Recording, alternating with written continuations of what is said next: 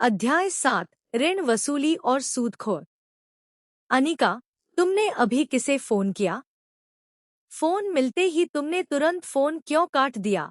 दुकान वाले को टेलीफोन का शुल्क चुकाने के बाद और अनिका के साथ दुकान से बाहर निकलते हुए राहुल खुद को रोक नहीं पाया और पूछ बैठा। इस घर वापसी के दौरान उसे एहसास हुआ था कि उसकी छोटी बहन में बहुत बदलाव आ गया था। पिछली बार अनिका अपनी छोटी से छोटी परेशानी भी उसे बताती थी। अब अनिका एक बिल्कुल अजनबी की तरह लग रही थी। ऐसा लग रहा था मानो अब जो कुछ भी हो रहा है वह सिर्फ वास्तविकता का एक हिस्सा मात्र हो।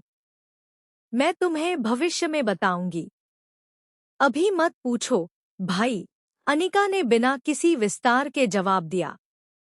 वह जानती थी कि वह हमेशा के लिए सच्चाई नहीं छिपा सकती थी।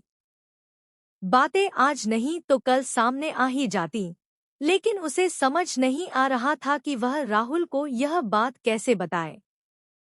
क्या वह सीधे सीधे यह कह देती कि तुम्हारी सगी लाडली बहन मर चुकी है और उसके शरीर पर स्लेइंग गॉड नाम की एक सीक्रेट एजेंट का कब्जा है? न जाने क्यों वह शब्द उसके मुंह से निकल ही नहीं पा रहे थे। ठीक है, राहुल ने उससे आगे सवाल नहीं किया क्योंकि वह व्याख्या नहीं करना चाहती थी, लेकिन वह सतर्क जरूर था और नजर बनाए हुए था। वे दुकान से निकले और घर जाने से पहले एक उपहार की दुकान पर एक तोहफा चुनने गए। पूरे सफर के दौरान राहुल ने कुछ नहीं कहा, इसलिए अनिका भी चुप ही रही। 20 मिनट बाद दोनों घर पहुंच गए। मूल मालिक का घर बहुत बड़ी जमीन पर नहीं बना था। यह एक मंजिला घर था और समय पर दूसरी मंजिल का निर्माण नहीं हो पाया था। दरवाजे के सामने अभी भी एक खाली जमीन का टुकड़ा था। हालांकि उसके अलावा और कुछ नहीं था।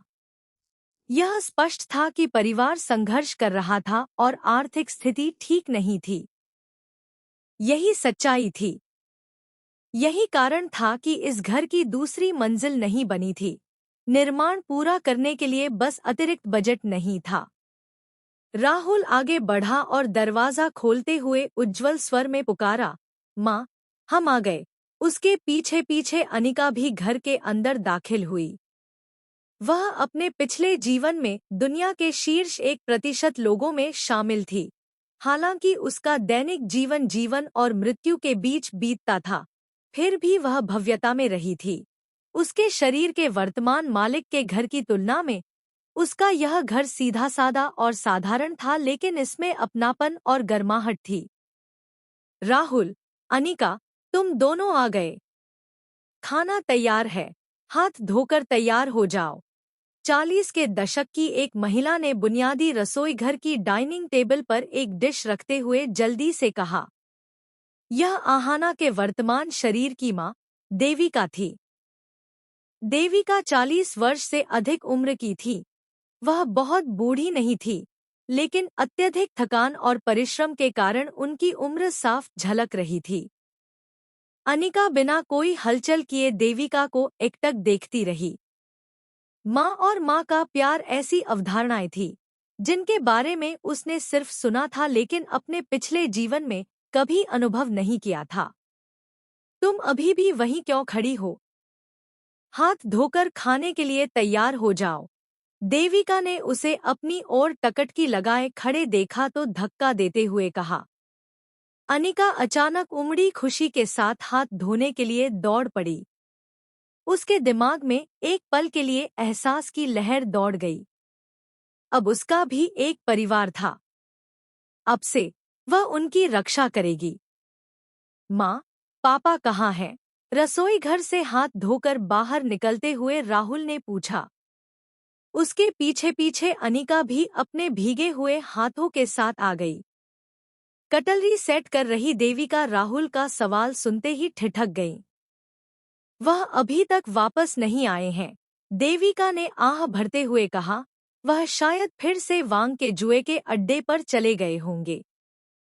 अनिका की आंखें सिकुड़ गईं। यही कारण था कि आहाना के शरीर की मूल मालकिन का परिवार काफी उलझनों में घिरा हुआ था। मूल आहाना की मां एक टेक्सटाइल फैक्ट्री में काम करती थी।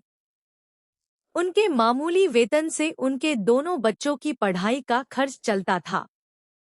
दूसरी ओर उनके पिता एक निकम्मे इंसान थे जो परिवार में कोई योगदान नहीं देते थे। उनकी कोई नौकरी नहीं थी, लेकिन उन्हें जुआ खेलने का बहुत शौक था। एक बार जब वह जुआ खेलने जाते तो कई कई रातों तक घर नहीं लौटते थे। जब वह घर आते तो वह सिर्फ देविका द्वारा बच्चों की पढ़ाई के लिए बचाए गए पैसे चुराने आते ताकि वह जुआ खेलना जारी रख सके। यह दुष्चक्र उनके परिवार की स्थिति की परवाह किए बिना जारी था। परिणामस्वरूप देविका ही परिवार की इकलौती कमाने वाली सदस्य थी। लंबे समय तक की गई मेहनत ने देविका को तोड़ दिया था, जिससे 40 साल की उम्र पार करने के बाद ही वह ऐसी दिखने लगी थी जैसे उनकी उम्र 50 के आसपास हो। धड़ धड़ धड़। दरवाजे पर पड़ी जोरदार दस्तक ने संकेत दिया कि बाहर कोई है। देविका को यह समझने में एक पल लगा। फिर उन्होंने अपने हाथ पोंछे और दरवाजा खोला। बाहर कुछ अनजाने चेहरे खड़े थे। ऐसा लग रहा था कि वे एक गिरोह के रूप में आए थे और उनके हाथों में लकड़ी के डंडे और छड़ें थीं। उनका व्यवहार जरा भी दोस्ताना नहीं लग रहा था। आप किसे ढूंढ रहे हैं? देविका ने बाहर के समूह को सावधानी से देखते हुए पूछा। अनिका चुपचाप देविका के पास चली आई और उसने भी घर के बाहर की भीड़ को देखा। भीड़ के ठीक आगे खड़े आदमी के चेहरे पर एक लंबा जख्म का निशान था। उसने लकड़ी का डंडा उठाया और गुस्से से देविका की तरफ देखा। क्या यह विक्रम का घर है? विक्रम, आहाना के शरीर के मूल मालिक का पिता, अब उसका भी पिता था। अनिका की आंखें सिकुड़ गईं। देविका को किसी अनहोनी का आभास हुआ, लेकिन फिर भी उन्होंने जवाब दिया, हाँ, और आप लोग? कमबख्त, विक्रम ने तुम्हारे पति से पैसे उधार लिए हैं और अभी तक एक भी पैसा वापस नहीं किया है। अब वह कहीं मिल नहीं रहा है। उस आदमी ने अचानक लकड़ी की छड़ को फर्श की ओर लहराते हुए डराने की कोशिश की और देविका को घूर कर देखा। तो तुम विक्रम की पत्नी हो, है ना? क्या उसने सूदखोरों से पैसे ले लिए? देविका की पलकें फड़क उठीं। उसने अनिश्चित स्वर में पूछा। उसकी आवाज तक कांप रही थी। वह आदमी कोई और नहीं बल्कि विक्रम ही था। और कौन? विक्रम ने 3 महीने पहले मुझसे 5,000 उधार लिए थे और वादा किया था कि वह आज चुका देगा। मादरचोद, अब वह मिल ही नहीं रहा है।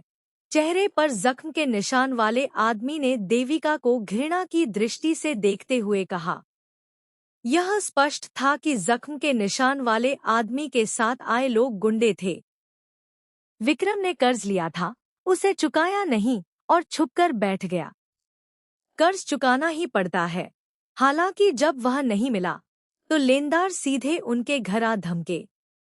यदि तयशुदा समय के भीतर कर्ज नहीं चुकाया जाता तो सूदखोर भारी भरकम ब्याज वसूलते, जो बढ़ता ही जाता। इसके अलावा ये सूदखोर कर्ज वसूलने के लिए किसी भी हद तक जा सकते थे। विक्रम ने उसे बताए बिना उनसे पैसे उधार लिए थे। इसके अलावा उसने 5,000 चीनी युआन उधार लिए थे। 1998 में 5,000 चीनी युआन कोई छोटी रकम नहीं थी। इसमें कोई संदेह नहीं था कि उनके परिवार की स्थिति बहुत खराब थी।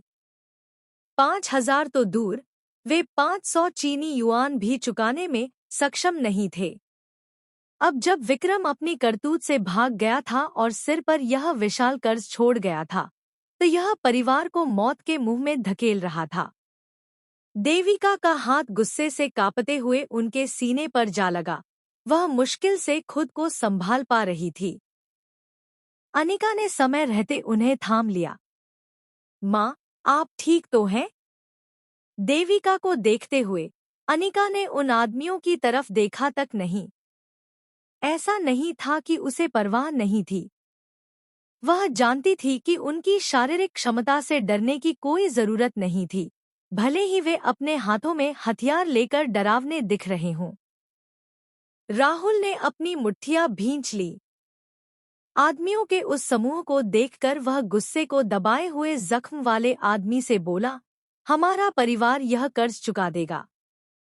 क्या आप हमें कुछ और दिन दे सकते हैं? राहुल इस समय अपने पिता को ढूंढकर उनकी पिटाई करना चाहता था, फिर भी वह कुछ नहीं कर सकता था। उसके पिता किसी काम के नहीं थे और अब राहुल ही घर का इकलौता मर्द था। उसे अपनी माँ और छोटी बहन का ख्याल रखना था। उसे अपने परिवार की जिम्मेदारी उठानी ही थी। वह इन लोगों के सामने अपना अहंकार गिराने को मजबूर था। वह और क्या कर सकता था? उनका ऐसा बेकार पिता जो था।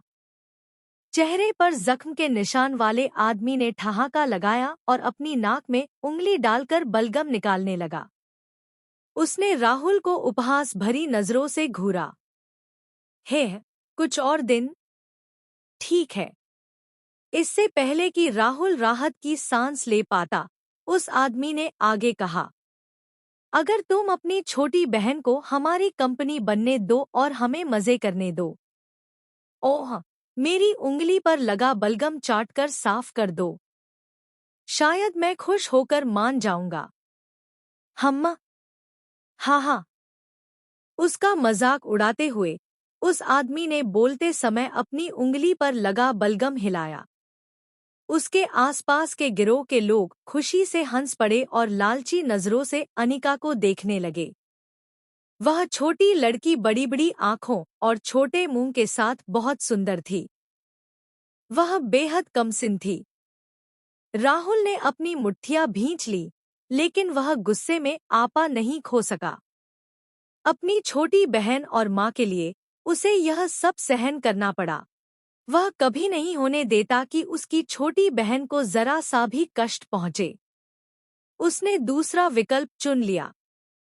ठीक है, मैं यह करूंगा।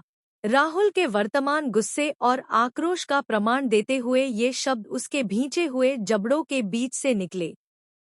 उसके सामने खड़े बदमाश ठहाका मारकर हंस पड़े और तमाशे का इंतजार करने लगे। राहुल ने जख्म वाले आदमी की बात मानकर स्थिति शांत करने के इरादे से अपने लंबे कदम बढ़ाने की सोची ही थी कि आगे बढ़ने से पहले ही उसे अपनी कलाई पर एक ठंडी सी सनसनी महसूस हुई।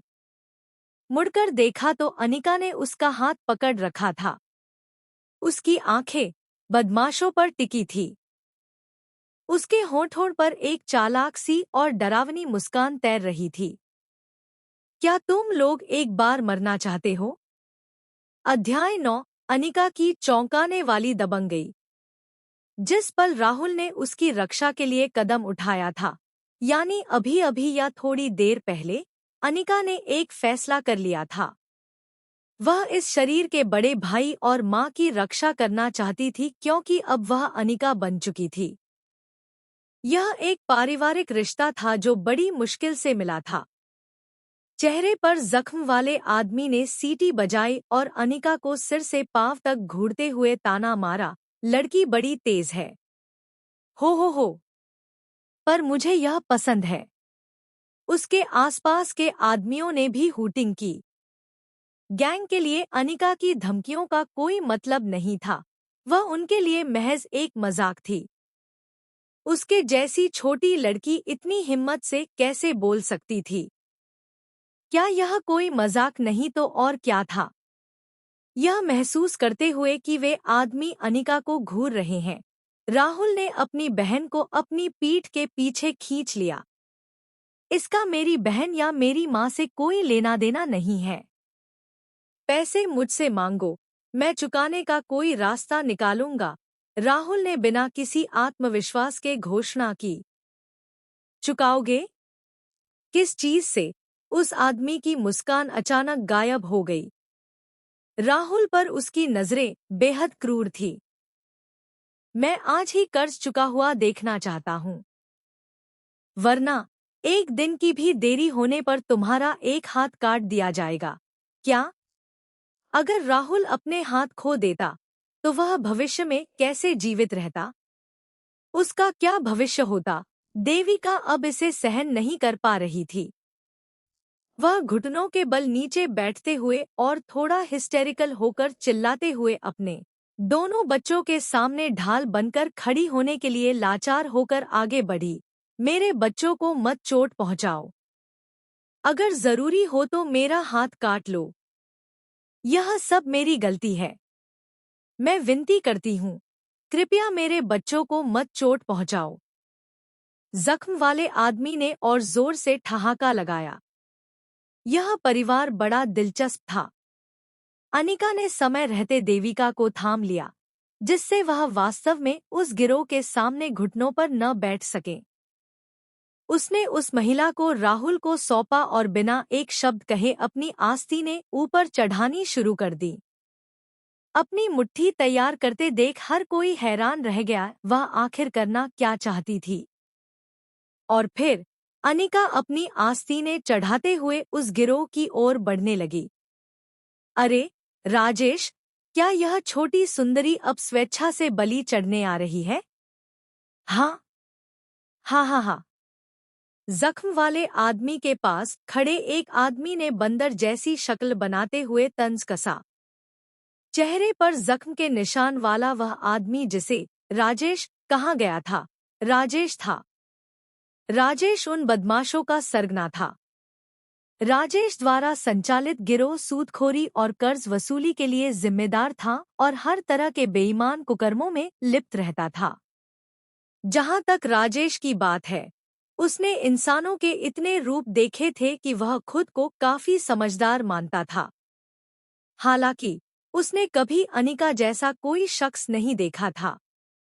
अनिका अपने ताज़ा चेहरे के साथ मासूम लग रही थी, लेकिन सच्चाई यह थी कि उसके चेहरे पर एक खूनी तेवर था। इसके बावजूद राजेश ने ज्यादा नहीं सोचा। अनिका चाहे जितनी भी कुशल क्यों न हो, वह सिर्फ एक कम उम्र की लड़की थी जो अभी बड़ी हो रही थी। क्या मुट्ठी भर आदमियों को एक छोटी लड़की से डरना चाहिए था?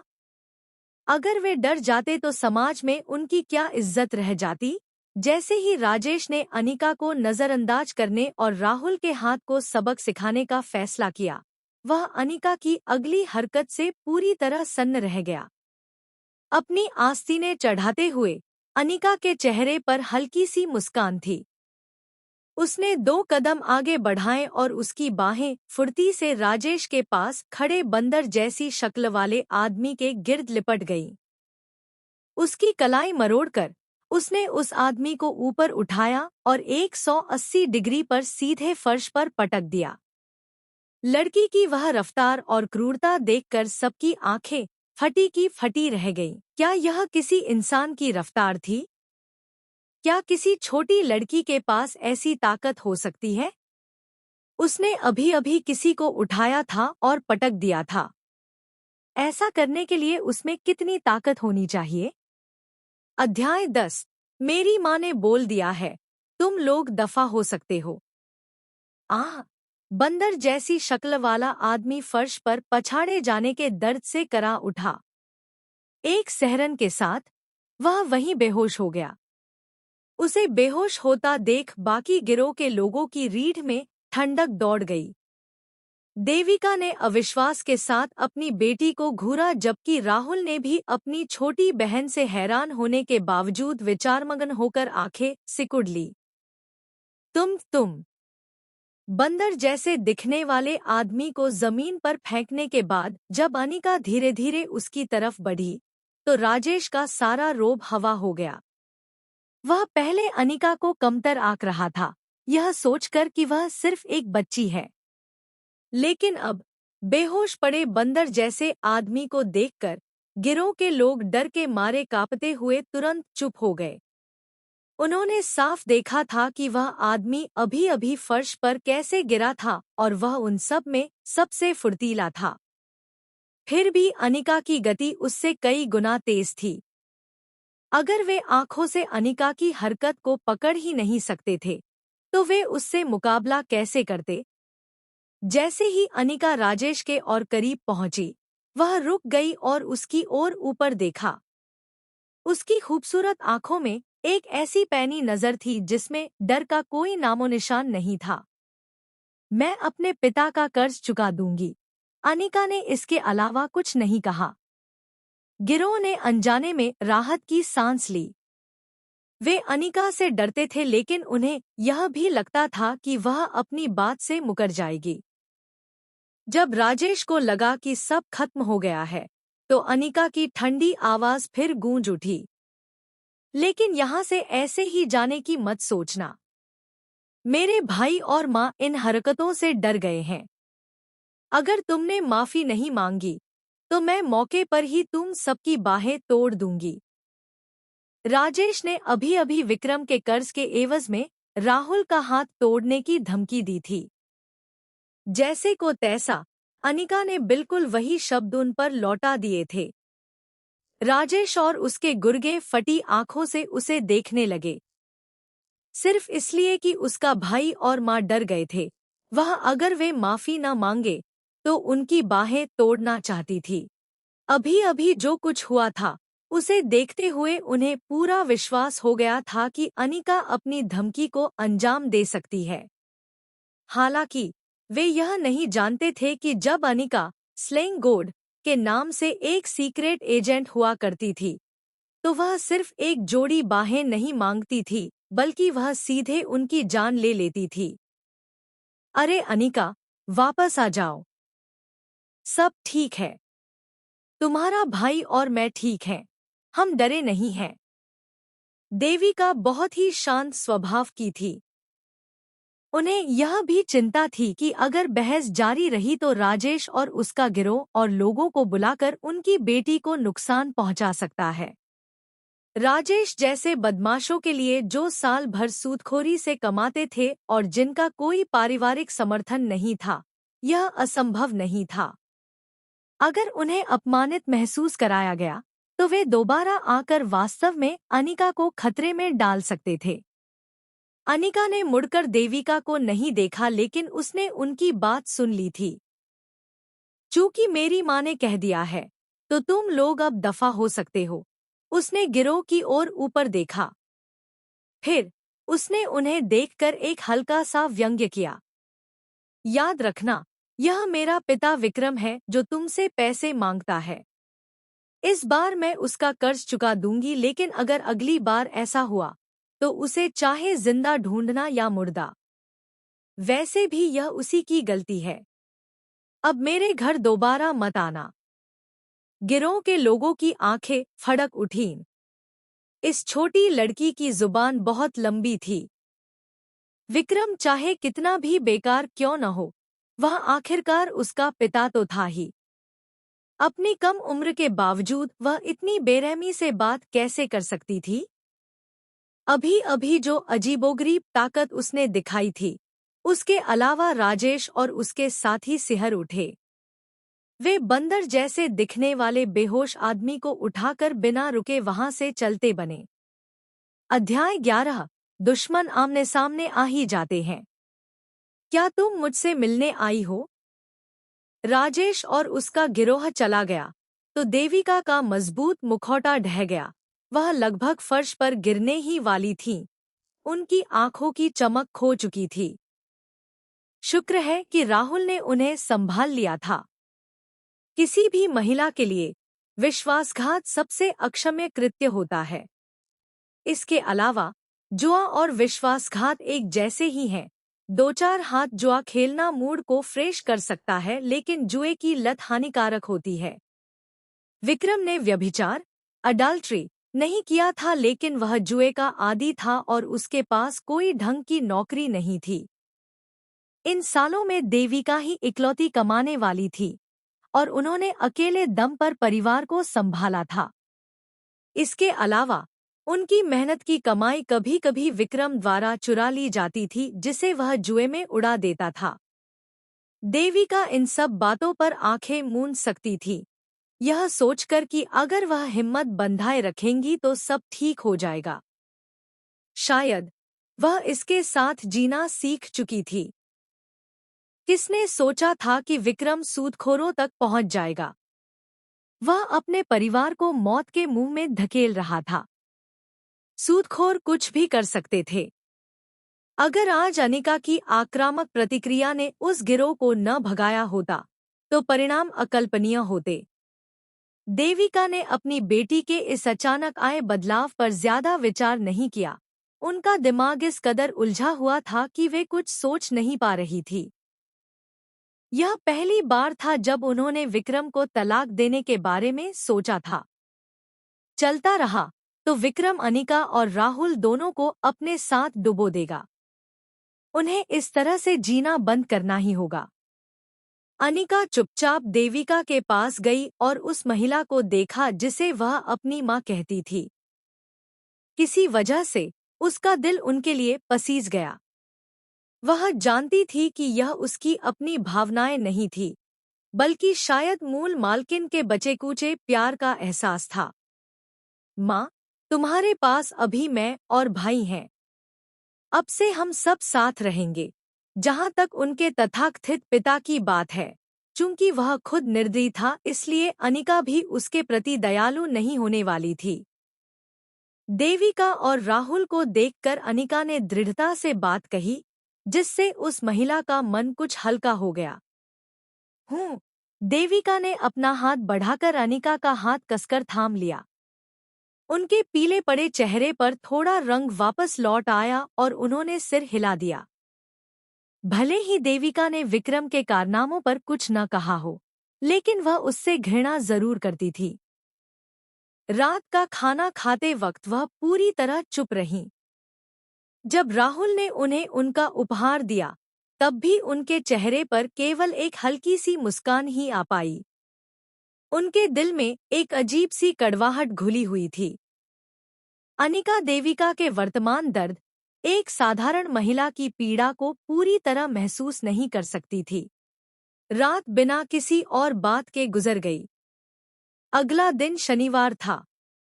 अनिका बहुत जल्दी उठ गई और अपने स्कूल बैग में कोई भी भारी चीज भरकर उसे 10 किलोग्राम से अधिक वजन का बना लिया और उस बैग को लादे हुए सुंदरनगर टाउन की नदी के किनारे कुछ चक्कर लगाने के लिए दौड़ पड़ी। फिटनेस ट्रेनिंग उसके पिछले जीवन की दिनचर्या थी। इसके बावजूद यह शरीर बिल्कुल भी फिट नहीं था। वजन के साथ कुछ राउंड दौड़ने के बाद वह पसीने से तरबतर हो गई थी। अगर वह उसका पिछला जीवन होता, तो वह 10 किलो से ज्यादा तो दूर किसी इंसान को उठाकर भी बिना किसी हांफ के नदी के चक्कर लगा सकती थी। जब शनिवार की दोपहर को आसमान बादलों से घिर गया, तो पलक ने अनिका को पास के एक पार्क में घूमने के लिए कहा। तभी अनिका को याद आया कि उसके शरीर की मूल मालकिन ने पलक से वादा किया था कि वे इस वीकेंड पार्क में सैर करने जाएंगी। पार्क छोटा था, लेकिन सुंदरनगर टाउन के लोगों के बीच काफी मशहूर था। मौसम अच्छा होने पर लोग यहाँ टहलने आते थे। इस शनिवार की दोपहर जब मौसम में बादल छा गए, तो वह सैर के लिए एक सुहावना मौसम बन गया। जब अनिका एन पलक पहुंची, तो छोटा सा पार्क काफी गुलजार था। अनिका, चलो वहां मंडप, पवेलियन के पास बैठते हैं। पार्क में कई चक्कर लगाने के बाद पलक ने अनिका से कहा। ठीक है। अनिका की सहमति से दोनों लड़कियां उस जगह की तरफ बढ़ गईं। मंडप में पहले से ही कुछ लोग खड़े थे, लेकिन अभी भी जगह खाली थी। हालांकि जब वे करीब पहुंचीं, तो पलक अचानक चहक उठी। क्या वह? उसने मंडप में बैठे एक अच्छे दिखने वाले लड़के की तरफ इशारा किया जो सफेद टी-शर्ट पहने हुए स्टोन बेंच पर बैठा था। वह दूसरे किशोरों से घिरा हुआ था। वह लड़का कोई और नहीं, बल्कि आहाना के शरीर की मूल मालिक की आकस्मिक मौत का कारण बनने वाला शख्स रोहन था। दुश्मन आमने सामने आ ही जाते हैं। अनिका के होठों पर एक उपहास भरी मुस्कान तैर गई। ठीक जब वह मुड़ने ही वाली थी, तो रोहन की हैरान कर देने वाली आवाज पीछे से गूंजी। अनिका, तुम यहाँ हो? टहलने आई हो या मुझसे मिलने आई हो? अपनी बात के अंत तक पहुंचते पहुंचते उसका स्वर आत्मविश्वास से भर गया। अध्याय 12। उसे लगता है कि वह भाव खा रही है। Playing hard to get. Rohan के आखिरी शब्द सुनकर अनिका लगभग जोर से हंस पड़ी। यह उसकी जिंदगी का सबसे बेहतरीन जोक था। वह तो सिर्फ इस पार्क में समय बिता रही थी और इत्तेफाक से इस शख्स से मिल गई। फिर भी उस पर यह आरोप लगाया जा रहा था कि वह उससे मिलने आई है। अनिका ने मुड़कर रोहन को एक मनमोहक सी मुस्कान के साथ देखा। तुम मेरे कौन लगते हो? मैं यहाँ सिर्फ टहलने आई हूँ। तुम यहाँ हो या नहीं, इससे मेरा क्या लेना देना? अनिका बिल्कुल दो टूक बात कर रही थी क्योंकि यही सच्चाई थी। अगर यह दूसरी अनिका होती, यानी शरीर की मूल मालकिन, तो शायद ऐसी स्थिति में सामना होने पर वह कुछ कहने की हिम्मत भी नहीं जुटा पाती। यही वजह थी कि रिया यह मानती थी कि अनिका ही रोहन को लुभा रही थी, न कि इसके विपरीत। हालांकि इसी वजह से उसका पुनर्जन्म भी हुआ था। हम्फ, कौन नहीं जानता कि भाव कैसे खाया जाता है। अनिका, क्या तुम्हें लगता है कि रोहन इस तरह तुम पर दूसरी नजर भी डालेगा? सपने देखना बंद करो। इससे पहले कि रोहन कुछ बोलता, भारी मेकअप किए हुए एक छोटी और मोटी लड़की उस लड़के के पास आ खड़ी हुई और दुश्मनी भरे अंदाज में अनिका पर थूकने लगी। वह मोटी लड़की जाहिर तौर पर रोहन की प्रशंसक थी। यह जानते हुए कि रिया अस्पताल में भर्ती है, अनिका को उम्मीद नहीं थी कि रोहन अपनी गर्लफ्रेंड की देखभाल करने के बजाय पार्क में दूसरों के साथ मजे कर रहा होगा। हे, अनिका की ठंडी निगाहें टिमटिमाईं। इन लोगों के साथ कोई संबंध नहीं रखना चाहती थी, इसलिए वह पलक को खींचकर वहां से जाने के इरादे से मुड़ी। वह ऐसे लड़के के साथ बिल्कुल भी बातचीत नहीं करना चाहती थी जो एक आवारा या प्लेबॉय किस्म का था। अनिका की इस प्रतिक्रिया को देखकर पलक सन्न रह गई। अनिका पहले उसके पीछे छिप जाती थी और अतीत में ऐसी परिस्थितियों का सामना होने पर जवाब तक नहीं दे पाती थी, लेकिन आज उसने पलटवार किया था। वहीं रुकी रहो तुम दोनों, हिलना मत, वरना मैं बदतमीजी कर बैठूंगी। मैं सचमुच मारूंगी। वह मोटी लड़की तुरंत गुस्से से आग बबूला हो उठी जब उसने देखा कि अनिका और पलक उसकी तरफ देखे बिना ही जाने लगी थी। वह लड़की सुंदरनगर टाउन के मेयर की बेटी शूली थी। वह अपने पिता के ओहदे का फायदा उठाते हुए दूसरों को परेशान करने के लिए कुख्यात थी। यह एक बार फिर से वही विशिष्ट बिगड़े हुए अमीरजादे वाला व्यवहार था, क्योंकि टाउन का हर शख्स उसके आगे झुकता था। हालांकि अभी अभी अनिका नाम की उस लड़की ने उसका विरोध कर दिया था और वह बिना एक शब्द कहे वहां से जा भी रही थी। यह शूली के अहंकार पर एक करारा तमाचा था, इसलिए उसने बिना दो बार सोचे चिल्लाते हुए कहा। अनिका ने शूली की लगातार मिल रही धमकियों को नजरअंदाज किया और पलक के साथ थोड़ा आगे जाकर पीछे मुड़ी। और तुम कौन हो? तुम्हारे कहने भर से मैं क्यों रुक जाऊं? अनिका ने तंज कसा। वह सीक्रेट एजेंट की दुनिया की सरताज थी, दुनिया के सबसे बड़े मर्सनेरी संगठन की एकमात्र कमांडर थी। अनगिनत बड़े लोगों, उद्योगपतियों और राजनेताओं के दिलों में सिर्फ उसका नाम सुनकर ही खौफ पैदा हो जाता था। फिर भी एक छोटे से शहर के मेयर की बेटी इस लहजे में उससे बात करने की हिम्मत कर रही थी। आखिर कब से स्लैंग गोड के नाम को डर के मारे नियंत्रित किया जाने लगा था? और अगर ऐसा कोई था भी, तो वह इंसान अब इस दुनिया में नहीं था। रोहन, जो अपनी जगह से नहीं हिला था, एक आकर्षक मुस्कान के साथ यह सोच रहा था कि अनिका वास्तव में कोई चाल चल रही है, भाव खा रही है। अनिका दिखने में काफी अच्छी लग रही थी, लेकिन इससे रोहन की उस लड़की को पाने की इच्छा और बढ़ गई थी। अभी वक्त था। उसे इस बात पर बिल्कुल यकीन नहीं था कि यह लड़की उसके अच्छे लुक्स से सम्मोहित होकर खुद उसके पास नहीं आएगी। रोहन पूरी तरह भूल चुका था कि उसकी एक गर्लफ्रेंड भी है जो अभी अस्पताल में इलाज करा रही है। वह यह भी भूल चुका था कि उस घटना का कारण बनने वाली कोई और नहीं बल्कि अनिका ही थी, जिसे वह यह सोच रहा था कि वह भाव खाकर उसे आकर्षित कर रही है। दोस्तों, अगर आपको मेरी कहानियाँ सुनना पसंद है तो लाइक बटन पर क्लिक करें और मेरे चैनल को सब्सक्राइब करें। अगले पार्ट के लिए कमेंट करें।